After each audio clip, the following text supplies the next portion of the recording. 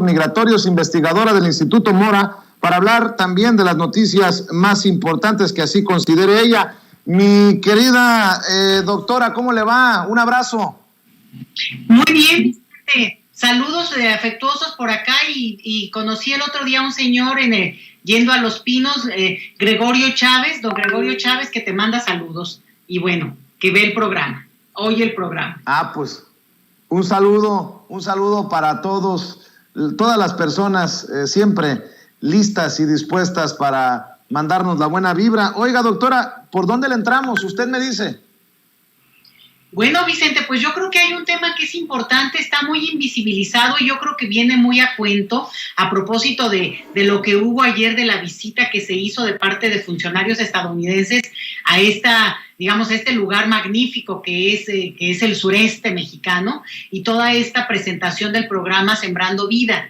Y eso lo digo a cuento porque, y esa es la parte que está invisibilizada, estamos viendo este proceso interesante como proyecto, como programa, pero no tenemos información, tenemos muy poco, elementos para saber qué va a pasar con la aprobación desde Estados Unidos por un juez de Estados Unidos y por la Suprema Corte de Estados Unidos para que se reinicie el programa Quédate en México, conocido como MPP en inglés, y que es un programa, a ver si se van a acordar todos, Vicente, que Donald Trump impuso de manera unilateral para que personas extranjeras que están solicitando asilo en Estados Unidos, sean trasladados a la frontera mexicana, al territorio mexicano, a esperar el trámite en nuestro territorio. ¿Por qué? Pues porque la verdad, por gandalla Donald Trump y porque tenía la capacidad, el poderío, la presencia y nos tenía, la verdad que amenazados con el tema de los aranceles. Entonces, en ese contexto, y bueno, más allá de que fue correcto o no, era muy difícil, la manera como se podía negociar con el presidente de ese momento. El asunto es que entrando Biden, inmediatamente se quita ese programa porque es una de sus promesas de campaña. Él lo retira y entonces hay una demanda en Estados Unidos diciendo que Biden retiró de manera demasiado rápida ese programa.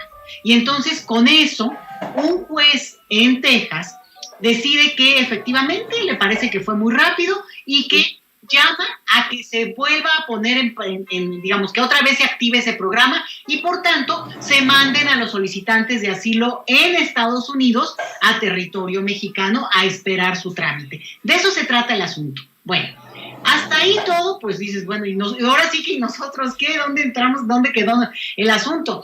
El punto es que todo esto está sujeto a que el gobierno mexicano acepte nuevamente abrir sus fronteras y que su territorio, nuestro territorio, sobre todo la frontera norte del país, sea donde se ubiquen las personas que pues desafortunadamente al tener que estar esperando acabarían en México.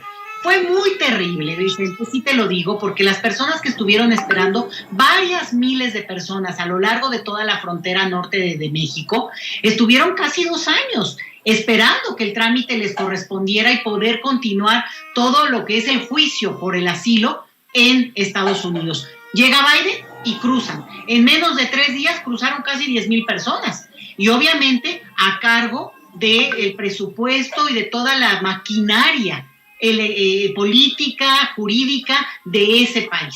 Bueno, con esta instrumentación resulta que México probablemente, y aquí es donde está la alerta, Vicente, según un documento oficial, público, sin mayor secreto, bueno, se supone que el gobierno de México tendría que dar el visto bueno y en todo caso decidir qué perfiles podría aceptar, por ejemplo, niños o familias o mujeres, o sea, una serie de cuestiones o nacionalidades incluso para que pudieran ser trasladadas a nuestro territorio. Entonces, en esta carta, los jueces estadounidenses dicen, bueno, este programa se tiene que reactivar a mediados de noviembre, por ahí de 15 de noviembre. Ellos ya están dando por hecho y simplemente están en negociaciones con el gobierno mexicano. El gobierno mexicano no nos da elementos para poder discutirlo. Ahí valdría la pena a lo mejor en una mañanera preguntarle si no está el canciller al presidente. Pero el caso es que, y este es el punto, bueno, Es una situación delicada, Vicente. ¿Por qué? Primero, porque ese programa fue muy cuestionado en su momento, porque las condiciones de seguridad para las personas que a su vez están solicitando asilo en otro país, pues no son las adecuadas. México no instrumentó tampoco condiciones para que esas personas pudieran estar realmente en una situación correcta durante 2 años, Vicente. Y la otra es que, bueno, si nos vamos a la norma más específica, pues lo que tenemos aquí, Vicente, es la mayor violación a los derechos humanos de una persona que lo que quiere es, y ahí podríamos discutir muchísimo, pero asilo en Estados Unidos, no en México. Y todavía se tratara de un país muy pobre, pues extremadamente, digamos, precario, tal vez pues México estaría en condiciones de decir, oye, pues mínimo como país con cierta más condición tendría que apoyar. Pero estamos hablando no solamente de la economía más rica del planeta, sino la economía que convoca a trabajadores migrantes para que se acerquen a su territorio, a su país. Entonces, es una doble moral, Vicente. Es para mí un juego más político electoral de Estados Unidos, donde obviamente esta cuestión del juez, un juez conservador, bueno, ya te vas a imaginar, Texas, bueno, una composición muy conservadora de parte de los jueces, lo mismo que la Suprema Corte estadounidense. Entonces, este juego, que es más de Estados Unidos, tiene de alguna manera atrapado a México, porque yo no lo dudo, Vicente, no niego esta cuestión de la geopolítica, hay que ser claros con eso, y que bueno, México probablemente está viendo cómo jala, cómo logra salir de esta negociación sin raspones y sobre todo en un escenario que efectivamente pinta de manera positiva en otros asuntos, que sí, por eso empecé hablando, ¿no?, del programa de Sembrando Vida, y que sí hay buena relación con los funcionarios estadounidenses, y que sí muchas sonrisitas y lo que tú me digas, pero por lo pronto este tema va. Y la última cosa de acá, mira, si México no acepta, y aquí hay un as bajo la manga que puede usar el gobierno mexicano. Hay un grupo de organizaciones que han puesto ya una denuncia de carácter jurídico, un amparo, Vicente, para hacer que la Suprema Corte de nuestro país mandate o decida darle una instrucción a la Secretaría de Relaciones Exteriores digamos, en voz de su canciller, de nuestro canciller Marcelo Ebrard, para que no permita que nuevamente México sea territorio para el programa MPP o Quédese en México, ¿no? Entonces, esto lo podría usar el gobierno mexicano argumentando en los códigos que conocen muy bien los estadounidenses, bueno, pues el derecho, ¿no? O sea, ustedes, un juez tejano, pues que es una autoridad, supongo yo, de cierta relevancia, pesada, ¿no? Pero no es más pesada que un canciller como el nuestro o con un presidente como el mexicano, y por tanto nosotros no podemos recibir órdenes de un juez tejano, y menos si la Suprema Corte de nuestro país mandata vía una solicitud de una comunidad ciudadana con un amparo a que México no sea territorio de ese programa. Entonces, eso lo puede argumentar tranquilamente el gobierno mexicano, diciendo, bueno, mientras se resuelve ese juicio en mi país, yo no puedo ser territorio para recibir en este momento a personas que al final de cuentas, pues lo que menos quieren es eso. Y además, pobre gente, porque además los utilizan, digamos, como si fueran trapos. Ahora están en Estados Unidos, ahora van para atrás otra vez. O sea, tampoco se trata de hacerle el juego y ser cómplices de una violación a los derechos humanos, de lo que sería, lo que constituiría ese programa para estas personas, si México acepta, Vicente. Ese es el punto y lo delicado del tema que creo que hay que tener ahí presente, Vicente. Doctora, y además en estos temas migratorios hay casos específicos que deben atendernos, ¿no?, que deben ocuparnos. Bueno, te digo, aquí, o sea, entra esto que es delicadísimo, pero además, bueno, pues ya, si me dejas que le agregue, mira, yo creo que hay muchas cosas donde hay que discutir el tema de la política migratoria mexicana, porque no nos quedamos con la parte del flujo, Vicente. Y fíjate que justo en el contexto de esta discusión de qué va a pasar con el MPP, si van a reactivarlo o no, cómo va a resistir nuestro gobierno, con toda la diplomacia que le sabemos y le conocemos al canciller, eso ni lo dudo. Pero también es delicado porque el país entero, Vicente, se ha vuelto o ha puesto retenes a lo largo de todo el territorio mexicano. Y ojo, si alguien dice, no, pues está bien para que detengan a la gente, déjenme que les diga, detienen al que sea. Y en lo que usted averigua o no averigua, ya lo bajaron del autobús o simplemente le hacen pasar un pésimo momento, sobre todo por un asunto. Porque hay una intención hasta de perfil socioeconómico, Vicente, que generalmente afecta a hombres más jóvenes y también que para la autoridad migratoria podrían ser migrantes. Y esto es racismo puro, Vicente. Entonces, aguas con eso. Aceptar un tipo de medidas como esta, al final, nos pone en esa vulnerabilidad y, sobre todo, viola las leyes de nuestro país que dictan que no debe haber retenes. O sea, ¿de dónde acá?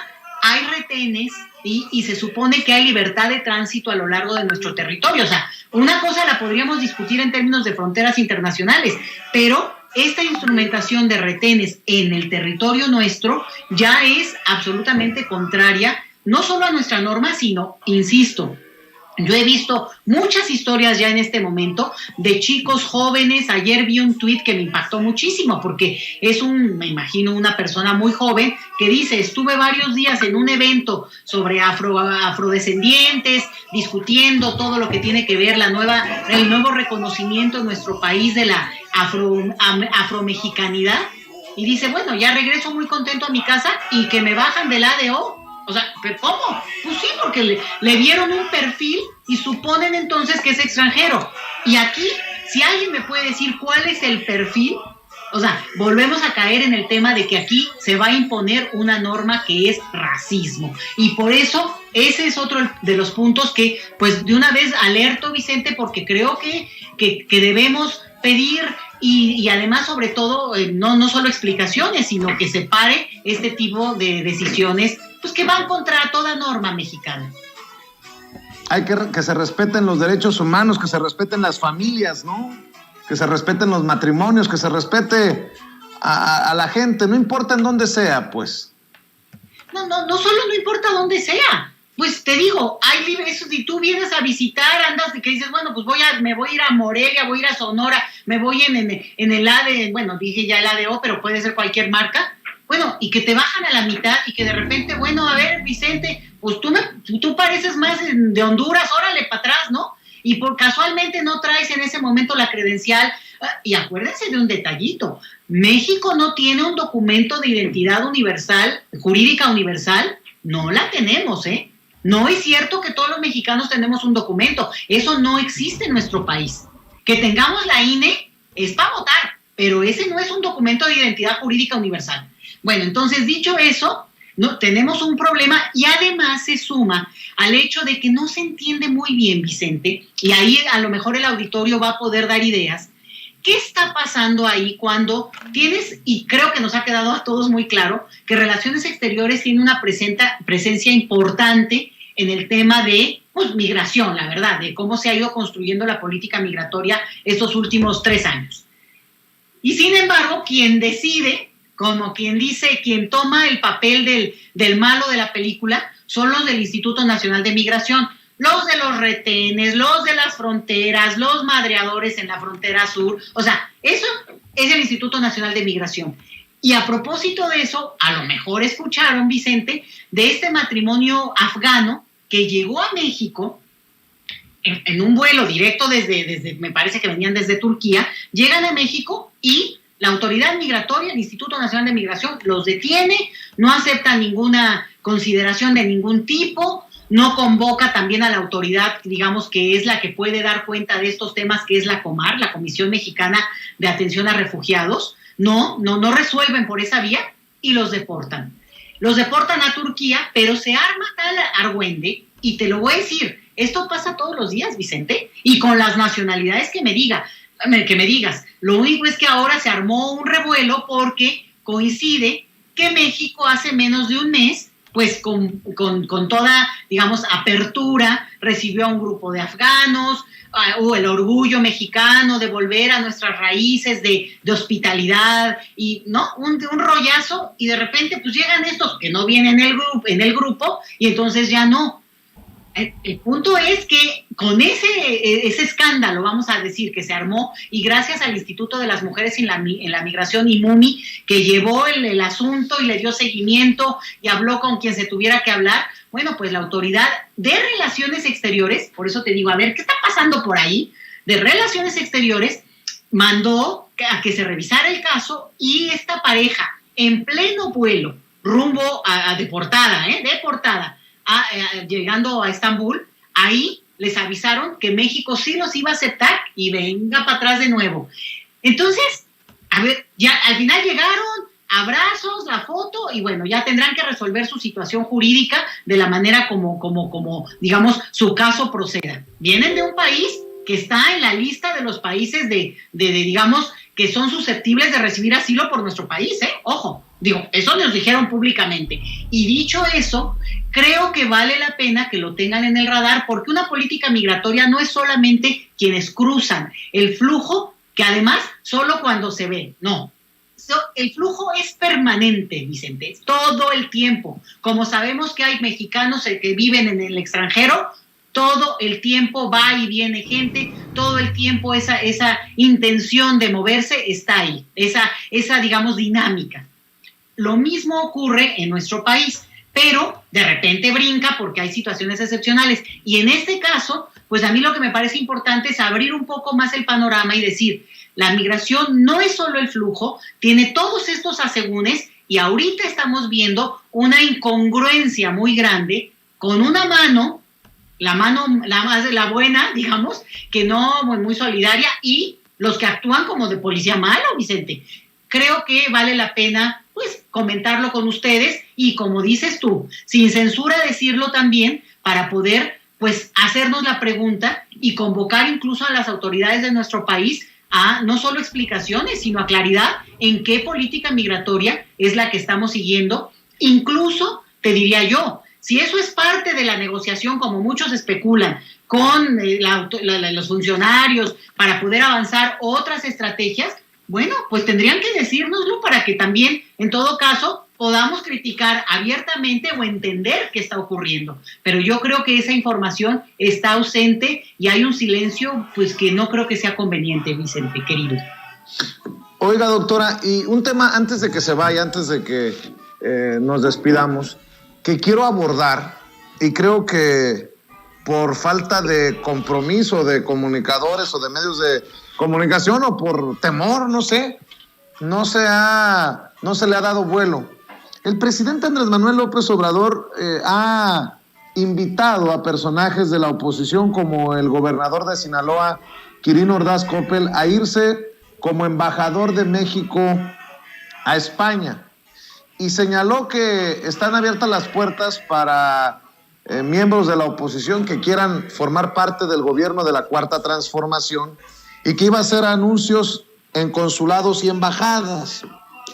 Yo recuerdo que en algún momento hubo un compromiso tanto del canciller Marcelo Ebrard como del presidente Andrés Manuel López Obrador a reflexiones y posicionamientos de sin censura, de que no se iban a permitir o no se iban a hacer estos nombramientos políticos, porque yo recuerdo haber puesto sobre la mesa el caso del exgobernador de Oaxaca o de Chiapas, que era cónsul en Orlando, Florida. Lo sé perfectamente bien porque un exdiputado fue enviado como cónsul general de México en Chicago, con el que tuvimos muchos problemas por nuestra forma de informar sin censura. Después entrevisto a la exdiputada María de los Ángeles Huerta del Río y dice, yo no estoy de acuerdo con eso, porque esos puestos deberían de tomarse en cuenta a estos que quedamos sin curul, sin escaño, luego de las elecciones, pero que estamos comprometidos con la Cuarta Transformación. A mí me preguntó mi opinión y yo le decía, pues ni unos ni otros, porque yo no quiero que embajadas y a consulados envíe gente que no está capacitada para el cargo.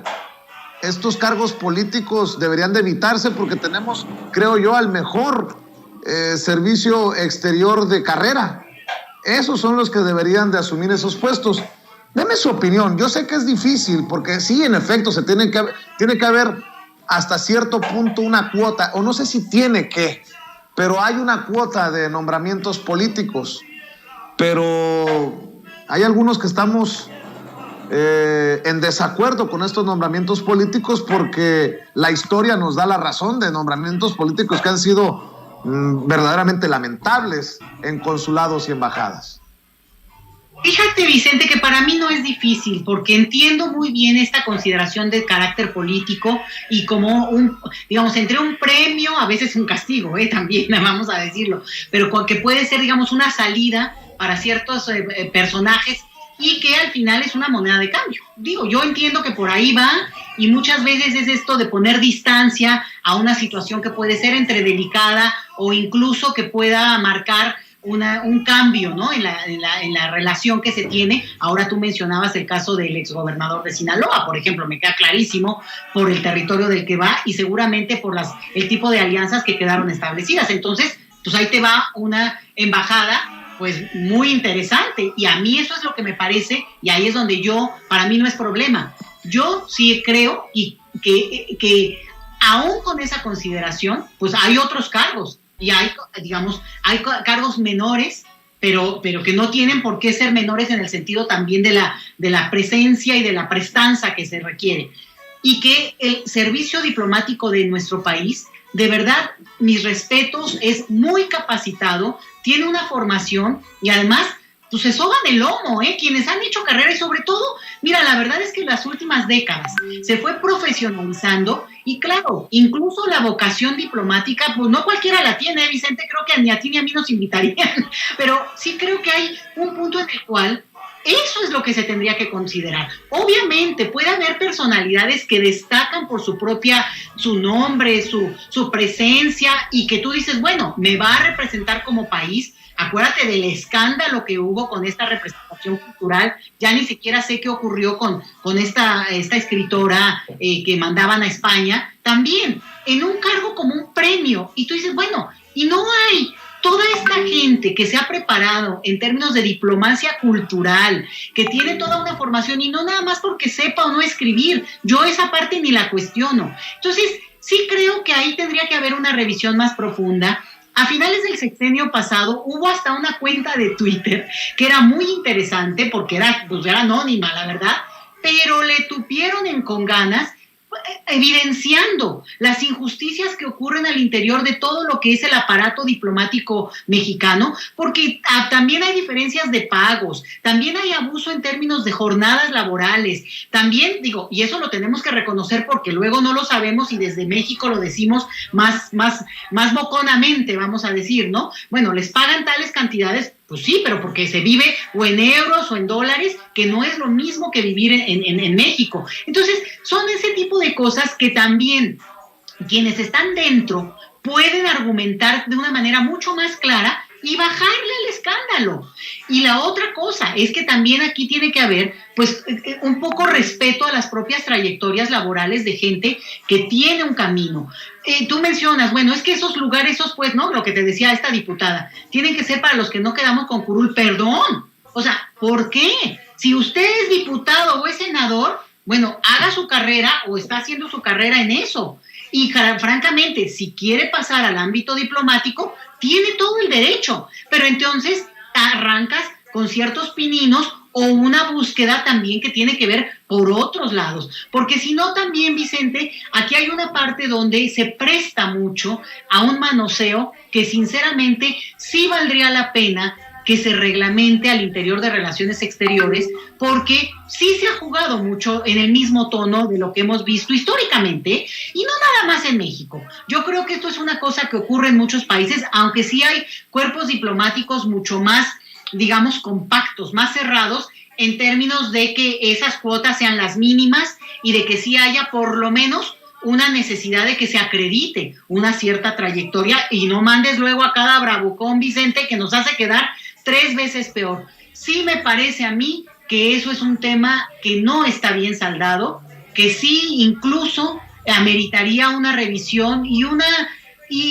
digo, al final de cuentas, porque respeto y agradezco mucho a los colegas que han elegido la carrera diplomática, bueno, pues que también a su vez se les reconozca esto, y ojo, viene la otra parte, que yo sé y conozco, he escuchado de algunos colegas ya mayores que en su momento han empezado a jubilarse, pues ojo, cómo eso también necesita el reconocimiento de toda una trayectoria laboral, porque si no, la gente queda sin la acreditación que requiere. Entonces, es un tema que nos prometieron y tampoco está, digamos, claramente transparente, y al contrario, en algunos casos no queda muy claro por qué a por qué no al otro, y sobre todo, por qué en todo caso no se decidió hacer digamos, una revisión interesante con todo. Y voy a insistir, porque tampoco soy inocente en eso. Hay pragmatismo, sí. Hay necesidad de jugar también a veces con estas cartas políticas,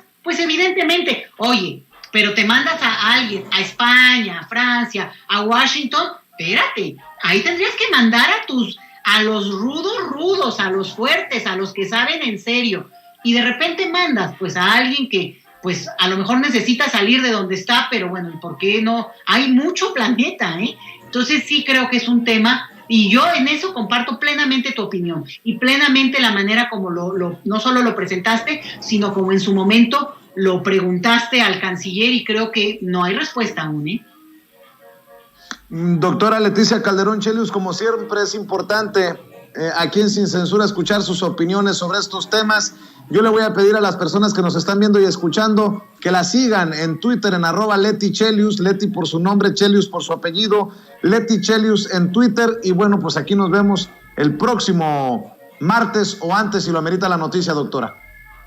Y muy alertas a esto que les comenté, Vicente, porque hay un silencio que no debemos permitir por el bien incluso del proyecto político que solo así, con transparencia y sin censura, puede caminar bien. Gracias, Vicente, claro que abrazo sí. Y también un saludo fraterno a todos. Un abrazo, la doctora Leticia Calderón Chelius, hablando con nosotros sin pelos en la lengua, sin censura.